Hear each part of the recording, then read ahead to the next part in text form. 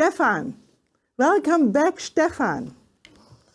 Our next talk is not completely unrelated to what we've just heard. You will see, it's on beauty and on beautiful numbers. My friend Stefan Sagmeister, we go back a long time. Remember with New York? He's a graphic designer and a typographer and built up the New York-based Sagmeister Inc., where he designed for clients like the Rolling Stones, HBO, and the Guggenheim Museum, and many more. The project he will be presenting has to do with an optimistic view in the future. And what we just heard about with Pardis and Stefan and Sarah, I think it's really worth to be to be an optimist. The glass is half full. This is what the world needs now. Furthermore, I found a wonderful quote of him talking about beauty in an exhibition he made. Beautiful work adds the function that not only we admire it and gives us joy, but we also tend to take care of it really, really well. So take care of yourself and have fun listening to beautiful numbers. Stefan, I'm so happy that you're here. I'm very, very happy that I was invited again on this stage. Very, very glad to be back, specifically after such a fantastic talk that I just heard. I share that sentiment with you, Steffi, that this was very much heartwarming, and I feel so much better for my own future, but also for our all futures. And maybe I can, sort of like add something more to this. I'll probably will share my screen. If this would work, you should all see a big hello now, and I hope that that works. So yeah, I'm gonna spend the next 10 minutes to talk about a project very close to my heart. And this really all started in pre-COVID time, when I was invited to be the designer in residence at the American Academy in Rome. And I was working out of a very fantastic studio and participated in all of these wonderful dinners with artists and writers and architects and archaeologists in the courtyard. And these were quite salon-like affairs with ever-changing pairings of table mates. And one evening I was paired with a very sharp lawyer. He was working at the European Court, and we got to talk about politics. And he told me that what we're seeing right now, what we're experiencing right now in Hungary and Poland and Turkey, but also in Brazil, that really means the end of liberal democracy. So after dinner, I basically looked it up. Like, when did liberal democracy start? Or how did we do in the past 200 centuries? Where are we now? And well, it's turned out that in 1821, 200 years ago, arguably one single democracy existed, the United States. In 1921, 100 years later, there were already 18 democratic countries right after World War I. And now in 2021, we have 96 democratic countries. For the first time in human history, more than half of the world's population is actually living in a democracy. So he could not have been more wrong. Not only are we not seeing the end of liberal democracy, we are actually living in the absolutely demonstrably golden age of liberal democracy. So how is this possible that a clearly smart person would get the situation that he lives in so completely, utterly wrong? Well, one explanation is that the publication time of media has becoming shorter and shorter. We went from yearly to monthly to weekly to daily to hourly to basically all the time Twitter.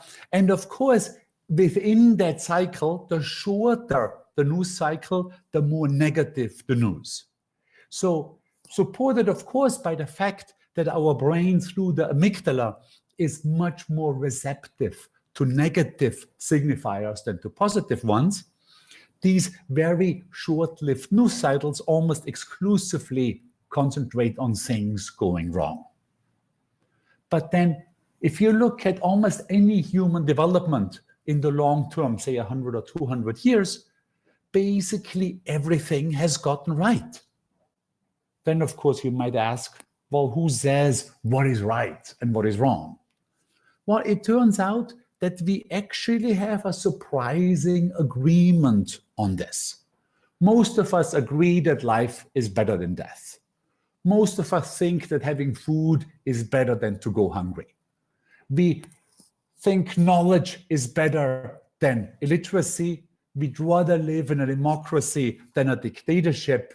We would rather be healthy than sick. And most of us would rather live in peaceful time than in war times. And all of these things can be measured. And the fact is, all of these things have been measured for 200 years. We actually have fantastic data on all of these things. And over the long term, all of these things have improved. Now, these numbers come from very authoritative sources that are really known for their accuracy. But I understand, of course, they are statistics, so they do stay a bit on the abstract side. So I would like to introduce you to my own family. These are my great-great-grandparents, Jakob and Johanna. They had 13 children. Now, of course, all of us know that the death of a child is probably the single worst thing that can happen to any parent. Now, my great-great-grandparents went through this life-changing event not one time or twice, but 6 times. 6 of their kids died.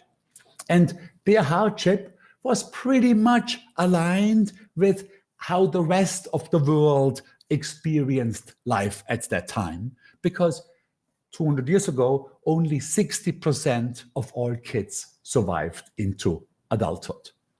Now, their son, Gebhard, and his wife, Rosa, my great-grandparents, they didn't do all that much better. 5 of their children died. But somehow they were still among the privileged class because they could actually read or write. And with that, they belonged to the elite of their times, because only 15% of anybody in the world during that time could actually read or write. Now, these guys, they owned a store in my hometown of Bregenz selling antiques or paintings. Now, Vorarlberg in the 19th century was quite a poor area. So, of course, the quality of the things that they sold was quite poor too. And pretty much everything that did not sell was actually stored in our attic in the house that I grew up in Bregenz in Vorarlberg, and until to this very day. And I'm reworking some of these things into new visuals. I'm trying to create visualizations of these developments with the goal that a viewer might want to hang this in their living room, sort of like as a reminder that the latest scandal you've just seen on Twitter or saw at the cable TV isn't really a good indicator of the times that we live in, and that this long-term perspective does give you a completely different perspective. So I'll give you an example. If we look at global warming, which culture put how much CO2 up into the atmosphere over the past 200 years? Who is actually responsible for where we are now? Well, if you look at cumulative CO2 production, you'll discover that that small dot on the left, that small yellow dot, that actually is China. That bluish square in the middle, that is the United States. And that large, big one, that large, big red thing on the right, yes, that is Europe, Industrial Revolution and all. So my grandmother, Josephine, was actually the first woman in my family who was allowed to vote. And she had to wait until she was 42 years old, as voting rights for women in Austria only came in 1919. The rest of the world actually felt very similar over the past 100 years. The tiny yellow dot represents how many women were able to vote in 1900, almost none. And the large purple dot represents how many women are able to vote now. Basically, everybody in 195 of our 196 countries on Earth, women have the voting right, the only holdout being a tiny country, the Vatican, which is the only one that doesn't allow women to vote today. Now, my grandparents did live long enough to actually be able to live in a democracy. This actually shows how democracy was developing from the 30 countries in 1945, right after World War II, to the now 96 democratic countries. And I'm looking at everything from suicide rates in the United States, which remained surprisingly even over the past 70 years, to the abolishment of death penalty.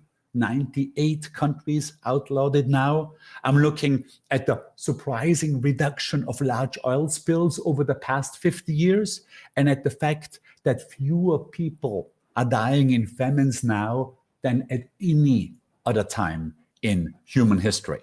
Now, obviously, and I'm very, very aware of it, not everything is fantastic, and much, much, much work remains to be done.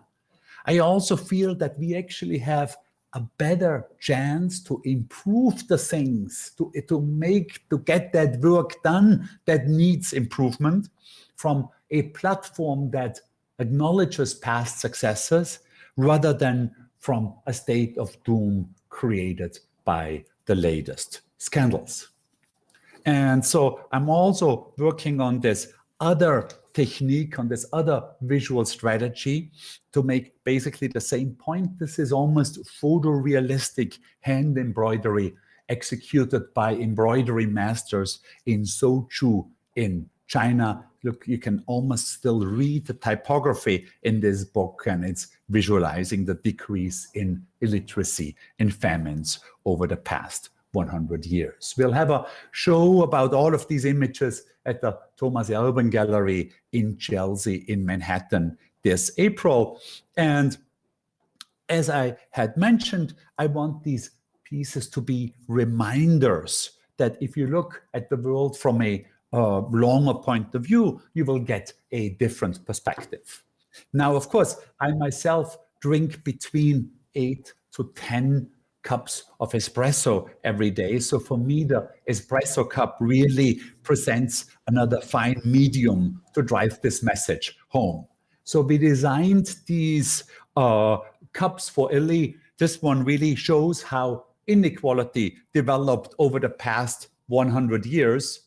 And in the UK, that's the only country where these numbers are available from the last 100 years. And it is totally true that the Gini index really that measures that basically inequality has gotten much worse for wealthy countries over the past 40 years, but it had improved for the 60 years prior to that. And you can see this data visualization as a reflection from the saucer into the mirrored cup. More importantly, though, from a worldwide perspective, inequality has actually gotten much, much, much better. 200 years ago, 90% of all of us lived in abject poverty, with only a tiny elite ruling over us. Now, the energy value of a typical meal in France was the same as the one in Rwanda 200 years later, when Rwanda was the most malnourished country. So abject poverty